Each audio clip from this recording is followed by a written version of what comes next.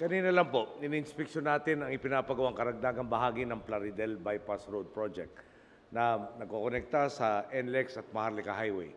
Pag natapos na po ito, ang dating mahigit isang oras na biyahe sa pagitan ng Burol, Balagtas at Maasim, San Rafael, magiging halos kalating oras na lang po. Makikinabang raw po dito, halos 15,000 motorista kada araw. Kung komersyo naman ang pag-uusapan ng mga produkto nagmumula rito sa inyo at maging yung galing sa ibang lugar, pero kailangan duman sa Bulacan, mas mabilis nang maihatid sa merkado. Ang balik niyan, siyempre mga prutas at gulay dahil naihatid sa sentral ng mas pasariwa, talagang maibebenta sa mas sulit na presyo.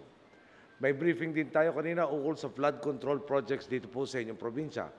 Batid nga natin kapag malakas ang ulan, Bulacan ang isa sa unang naapektuhan. Ito hong mga konstruksyon sa inyong lugar, bahagi ng ating malawakang flood management master plan na siyang tutugon sa pagbaha dito po sa Bulacan, sa Metro Manila at sa ilang mga karatig bayan. Inuna nga natin ang flood wall sa May Kawayan at sa Bando, pati na rin ang sa Marilao. Yung pong, pwede bang pakipihit lang ulit yung ating board? Salamat, Mayor. Yung pong nasa bandang baba, yung sa gitna na 2 litrato, ang tinutukoy po natin proteksyon. Narinig din po natin kanina ang ulat tungkol sa iba't ibang infrastrukturang isinasagawa rito sa inyo. Hayaan ninyong ibida ko ang ilan sa big ticket items natin para sa lalawigan ng Bulacan. Simulan natin sa Angat Dam na nagsusupply ng tubig sa National Capital Region at mga karatig bayan. Yung Angat po, ang sabi sa atin ni MWSS Administrator Jerry Esquivel, matagal nang overdue ang rehabilitasyon. Simula nga noong taong Hulyo 2015, nagsagawa tayo ng tinatawag na retrofitting para matibay ang dam at dike, lalo na kung dumating ang sana hindi darating na earthquake. Nag-install na rin tayo ng flood forecasting at warning systems, kasama na rin ang flood control protection. Diin ko lang po, itong Angat, delikado sa lindol, kaya naman gumagawa tayo ng mga ganitong hakbang. Kasama na po riyan yung paggawa ng bagong access tunnel para sa tubig mula sa Angat papuntang Ipo Dam. Matapos po ito, ipapayos naman natin ang 3 lumang access tunnel na mahina na at madalas pang tumagas. Yung kung tama-tanda ko, babes, ilan sa mga tunnel na to ay ginawa nung panahon na pinanganak po ang aking ama. Kaya hindi na ho teenager ang dating niyan. Baganti ko na rin po ang pinirmahang kamakailan na Bulacan Bulk Water Supply Project na ang balita ko ay matagal-tagal na raw pong naipangako sa inyo. Ang alam ko lang po, hindi ako nangako sa inyo niyan. Ako lang ho gagawa. Sisimulan po sa Hulyo ngayong taon ang konstruksyon nito. Yung groundbreaking po gagawin ngayong Abril. Oras sa matapos ito, maghahatid ito ng 200 milyong litro ng tubig kada araw sa 13 water districts ng inyong pong probinsya. Si Manong Willie hindi na po magrereklamo. Hindi na po siya magrereklamo na ang tubig na dumadaloy sa inyo, hindi nyo napapakinabangan sa inumin o sa irigasyon. Ngayon po, ano ang punto ng lahat ito? Ang tubig ang likas yamang bukal ng buhay. Kung wala ito, talagang matinding pagdurusa ang kakaharapin ng ating mga boss. Ang masasabi ko lang po, kita ninyo naman tuloy-tuloy ang pagkilos natin para masigurong hindi kayo kailanman malalagay sa alanganin at magtutuloy-tuloy ang mga proyektong ito na maghahatid ng serbisyo sa inyo kahit buwaba na po ako sa pwesto sa pagkatapos ng 128 araw. Pero hindi ko po binibilang na masinsinan yan. Gusto ko lang pong idiin ang lahat ng suliraning nalulutas natin about pagkakataong napapaginawa natin ang sitwasyon ng karaniwang Pilipino. Ang lahat ng mga tagumpay na nakakamitan natin at makakamit pa sa daang matuwid, kayo ang gumagawa ng mga pabagong ito. Hindi magiging posible ang panata natin mag-iwan ng isang Pilipinas na di hamak na mas maganda sa ating dinatan kung wala ang buo ninyong tiwala at suporta. Kaya naman sa ating mga boss, lalo na sa ating mga pinagmamahal na Bulakenyo, maraming salamat po sa inyo lahat.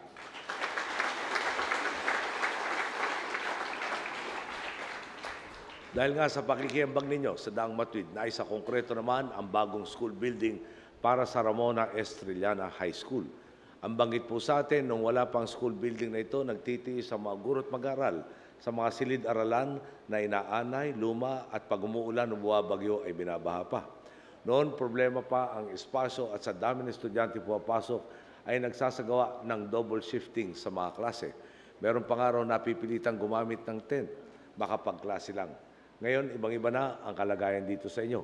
Bahagi nga ang bagong gusaling ito ng ating komprehensibong inisyatiba na lalong iangat ang kalidad ng edukasyon sa bansa. Gusto ko namang ibahagi itong bago ninyong school building, bunga ng pinag-isipang estratehiya sa mabuting pamamahala na tinatawag nating convergence, kung saan nagtutulungan ang mga ahensya ng pamahalaan para tugunan ang iba't ibang nating pangangailangan. Dito po, DepEd, PAGCOR ang sabay na sumuri at tumukoy sa dapat paglaanan. Ang DPWH naman, katuwang ng DepEd at ang nagpatupad sa proyekto. Nagpapasalamat tayo kay Chairman Bong Nagyat at sa PAGCOR, di lang para sa suportang nilatag nila para sa proyekto, kundi sa lahat ng pagsisikap nilang baguhin ang imahe ng kanilang ahensya mula sa pagiging coffee shop ng mga korap patungo sa isang GOCC na tunay na kumakalinga sa taong bayan.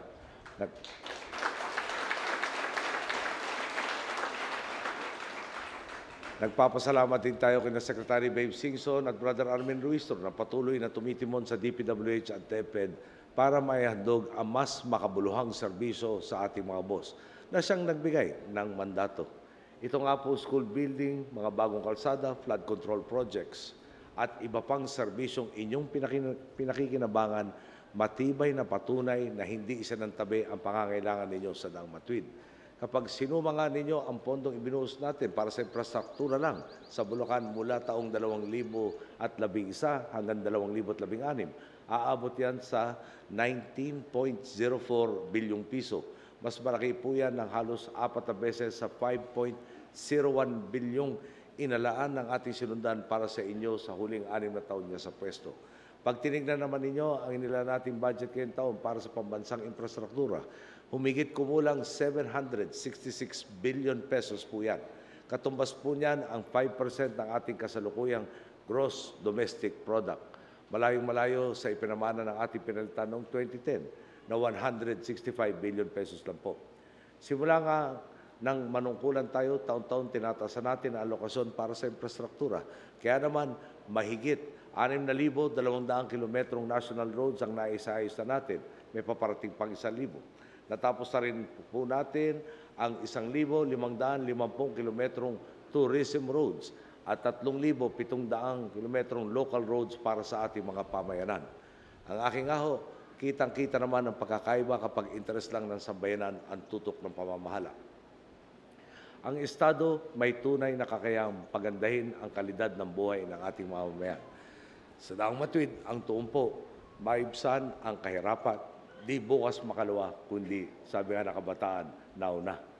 Kayo na po mismo ang testigo sa lahat ng positibong pagbabago. Siyempre po, gaya ng paulit-ulit kong binibigyan din, simula pa lang ang lahat ng ito at posibleng maging permanente ang reforma. Kayo, ang aking mga boss, ang magtutuloy-tuloy ng transformasyon at masasagad natin ang pagkakataong lalong paunlarin ang ating bansa. Sa akin po, siyempre, nabanggit ko ako kanina, 128 days to go na lang po ako. May tandem na tayong sigurado magpapatuloy ang lahat ng ating napagtagumpayan. Silang may isang salita at marami nang nagawa. Silang totoong unahin ng bayan bago ang sarili. Ang nag-iisang tambalan po ng Daang Matuwid, walang iba siyempre kundi si Mar Rojas at si Leni Robredo.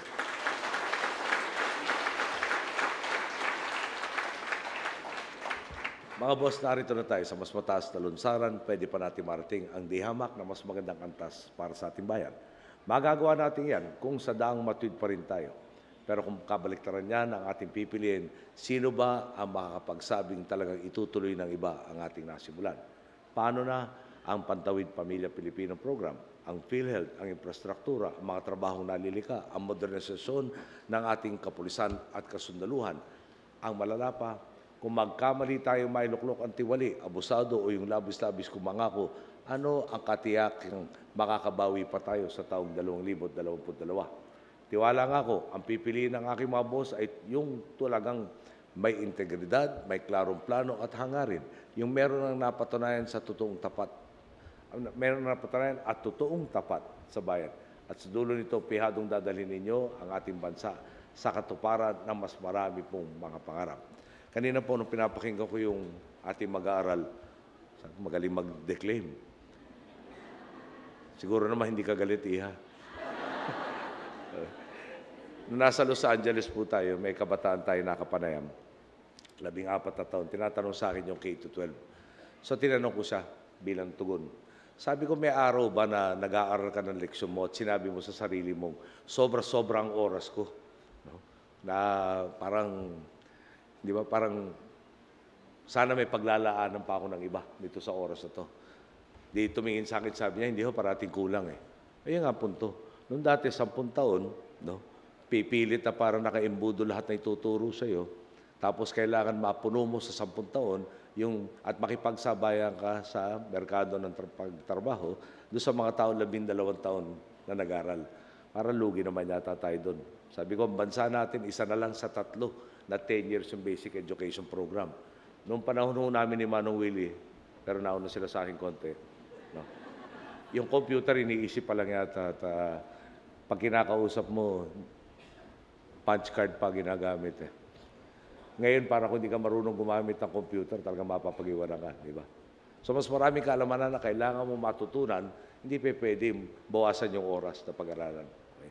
So, siguro, kanina yung sinasalarawan mo, ang problema dito, at saka yung mauna nagsalita, sabi ko, hindi naman tayo nagkakaiba, pareho tayo sa Tarlac, pareho nyo, nasa gitnang Luzon, problema natin yung tubig, pag tagulan, rumaragasa, pag taginit, wala. Dito sa inyo, nadagdagan pa. Pag high tide, baha. Yung high tide, tanda ko, araw-araw eh. Di madaling salita, araw-araw, potensyal na may problema tayo. Okay. Kanina, binanggit ngayon sa pag-aaral, paano ba yun? Nag-mistulang, nag-wading, papunta sa classroom ko, may classroom. Okay. So, bakit ko binabanggit ito? Simple-simple lang ako. May kaibigan ako, kakampisa ng termino ko, sabi niya sa akin, alam mo, hindi ko mapapatawad doon sa iyong papalitan yung halos 10 taong nawala natin. No? Yan ang gusali na nasa harapan natin. Pwede naman ginawa nun eh, di ba? Pero nang bumili tayo ng, magkano ba halaga nito, babes?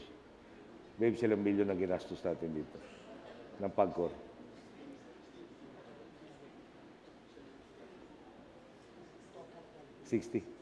Mga 60 million raw ho yung ginastos dyan. Pero pag 4 stories, mas bababa yung cost, no, per unit. Ay, sorry, 16. No problema pag bumabiyahe na Amerika na 2 araw lang balik dito.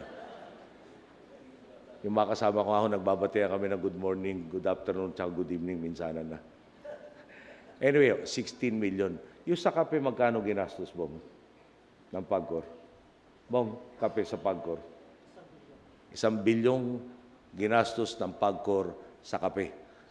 Kayo na hong bahala mag-divide ng 1 billion sa 16 million, ganong karami ang classroom. Bottom line po, nung iniwan sa akin 66,800 classrooms, no, ang kulang. Dahil sinabi pa sa atin na hindi kulang. No, hindi kulang dahil dito sa inyo, double shifting. Sa Quezon City, tanda ko ho, pag minalas kayo, quadruple shifting. No, yung bata, uuwi gabi. Grade school na bata, darating sa bahay, alas 9 na yata ng gabi. Okay. Anyway, 10 years, no, halos nakaupo yung pinalitan ko, pwede tayong panggastos ng kape na 1 billion, hindi tayo nagpagawa ng classroom na 16 million. Okay? Yun yung tuwid na daan. Pwedeng nagawa yan. Ngayon na masakit, siyempre, pag tumakbo na yung oras, tumakbo na yun. Wala nang bawi. Yeah? Walang rewind. Walang pwede bang, can we start again? Wala na. So, yung nawala nga hong yun, di natin mababawi. Ang tanong dito ngayon, yeah? Pag tama yung pamamahala, ito magagawa natin, yung kalsada magagawa natin, yung baha magagawa natin, lahat magagawa ho natin to. At pwede natin gawin na talagang matino-matino. Yung iba ho talaga mabigat na proyekto. Yung kanina binabanggit na 4,000 square kilometers. Isipin na lang ho dyan, yung pang-flood control. Hindi pwedeng overnight gagawin natin yan. Siyempre, kailangan kanina sinasabing detailed engineering and design. Saan ba ilalagay? Ano ba itsura niyan? Ano ba ang forma niya? Kailangan dadaan sa mga dalubhasa, may soil analysis, may weather pattern analysis, lahat ng katakot-takot na analysis. May hinahuin 2 taon siguro pag gumagawa ng detailed engineering and design. Okay. So, para patapos na yung plano, may groundbreaking na, tapos babalik tayo. Kaya doon importante. May 9, boboto tayo. No? Talaga yung kinabukasan natin nakasalalay doon. Pwede tayo kumuha ng mga ngako ng lupa at langit. Tapos pag may baha kayo, dadaanan kayo na isang araw, may dalang relief goods, tapos bahala na kayo. or pwede naman gumawa ng permanente solusyon. Baka naman pwede hindi na-aksayahan yung oras sa tumatakbo. Tulad na napagtulong-tulungan natin ito 6 na taon. Ako po tagalingkod lang po nyo, kayo ang boss ko, kayo magdidesisyon para sa atin lahat. Magandang hapon po. Maraming salamat sa inyo.